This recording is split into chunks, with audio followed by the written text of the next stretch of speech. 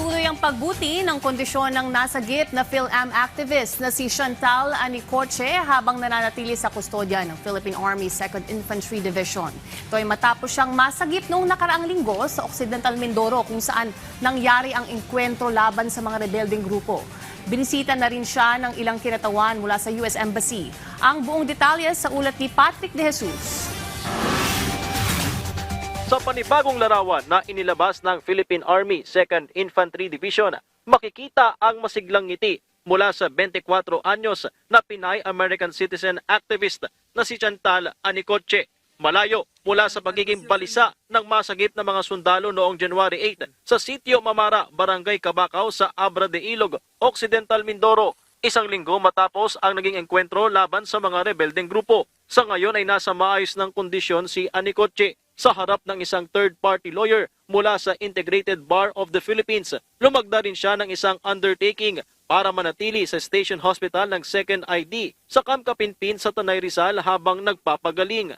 Dito naman sa 2ID, we honor that undertaking because the Army is always on the side of human rights. No? We put primacy on the rights of a human, or the rights of a person. Sa kabila nito, muling nagprotesta ang mga militanteng grupo sa harap ng Camp Aguinaldo nitong Lunes.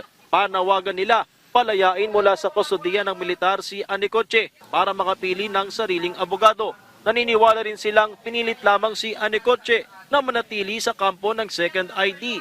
Hanggat nasa military custody si Chantal Anicoche and anyone else for that matter, naniniwala po kami na hindi tulubusang malaya yung mga choices at decisions sa ginagawa ng anyone under state authorities ang custody. Pinabulaanan ito ng Philippine Army at sa katunayan anila ay ilang kinatawan na rin mula sa US Embassy ang bumisita kay Anicoche. Wala rin umanong manifestation mula kay Anicoche o sa pamilya nito na makaharap ang sino man sa mga grupo na nais siyang makita.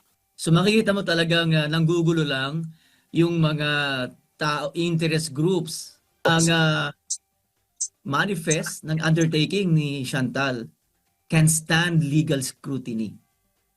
We have covered everything kasi alam natin na magiging issue yan. Yan papunta ang sasabihin ng ibang grupo. Kaya minabuti natin na pulido ang pagkaka-execute ng manifest of understanding niya. Bagamat itinuturing na person of interest patungkol sa nangyaring engkwentro, nilinaw ng 2nd ID na hindi nakakulong si Anicoche. Maaari rin umano siyang makalabasta ng kampo ng militar sa oras na kanyang naisin. Hindi nga siya detained. Ano siya? Patient siya. So pag okay na siya, hindi natin siya kayang i-hold. Hindi na siya pwedeng i-hold. No?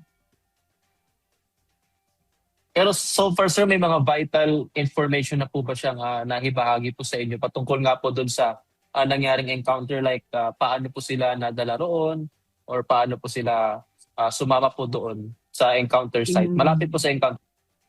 Hindi pa ako pwedeng masyadong mag-share sa ganyang mga bagay kasi ongoing pa, hindi pa tapos, hindi pa conclusive. Nagpapatuloy naman ang focused military operation ng militar sa lugar ng engkwentro at sa kanilang pagtataya. Higit pa sa 10 individual ang nawawala. Patrick De Jesus para sa Pambansang TV sa Bagong Pilipinas.